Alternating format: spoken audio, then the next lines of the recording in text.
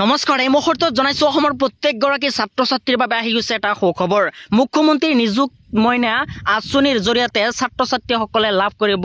টকা কেনেকৈ লাভ কৰিব সবিহা যিটো ভিডিঅ'ৰ জৰিয়তে ছাত্ৰ ছাত্ৰীসকলক জনাম যিসকল উচ্চতৰ মাধ্যমিকৰ ছাত্ৰ ছাত্ৰীসকলে পাব 1000 টকাকৈ মাহিলী আৰু বছৰত সৰ্বমুঠ লাভ কৰিব 10000 টকা আৰু স্নাতক আৰু যিসকলে সংহত শিক্ষা কাৰ্যসূচী পাঠ্যক্ৰম প্ৰথম আৰু দ্বিতীয় বৰ্ষ সেইসকলে 1250 টকাকৈ লাভ কৰিব আৰু স্নাতকোত্তৰ আৰু বিএড যিসকল পঢ়ি আছে সেইসকলে 2500 টকাকৈ লাভ কৰিব প্ৰতি মাহে কেনেকৈ আবেদন কৰিব সবিহা ছাত্ৰ ছাত্ৰীসকলক জনাই দিম আজি এইটো ভিডিঅ'ৰ জৰিয়তে শিক্ষামন্ত্ৰী ৰণোজ পেগুৰ লগতে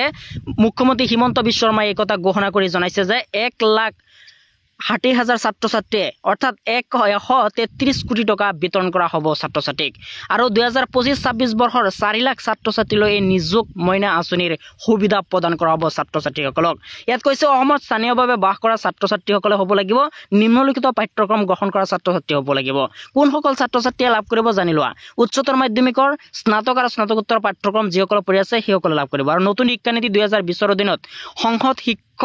শিক্ষা কাৰ্যসূচীৰ পাঠ্যক্ৰম আৰু চৰকাৰী অনুষ্ঠানৰ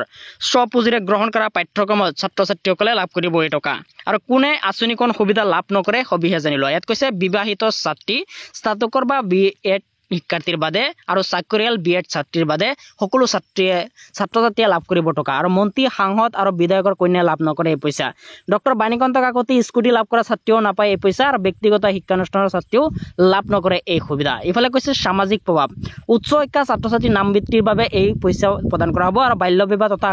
কৈশোৰকালীন মাতৃত্ব প্ৰতিৰোধৰ বাবে এই টকা প্ৰদান কৰা হ'ব আৰু আৱেগিক মানসিক আৰু শাৰীৰিকভাৱে পৰিপক্ক নোহোৱা পৰ্যন্ত কন্যাৰ বিবাহ ৰোধ শিশুৰ শিক্ষাৰ স্বাস্থ্য আৰু সুৰক্ষাৰ অধিকাৰ সুনিশ্চিত কৰাৰ বাবে এই আঁচনিখন দিয়া হৈছে আৰু প্ৰমাণ পত্ৰৰ বিতৰণৰ ডেটটো হৈছে যে 6 আগষ্টৰ পৰা উচ্চতৰ শিক্ষা আৰু SSLC 7, 8, 9 আগষ্ট মাধ্যমিক শিক্ষা ছাত্ৰ ছাত্ৰীসকলৰ বাবে আবেদন আৰম্ভ হৈছে আৰু যিসকলে মাধ্যমিক শিক্ষা সেইসকলে 7 আগষ্টৰ পৰা আৰম্ভ হ'ব আৰু পৰ্টেলটো বন্ধ হ'ব 5 ছেপ্টেম্বৰ এইখিনি সময়ৰ ভিতৰতে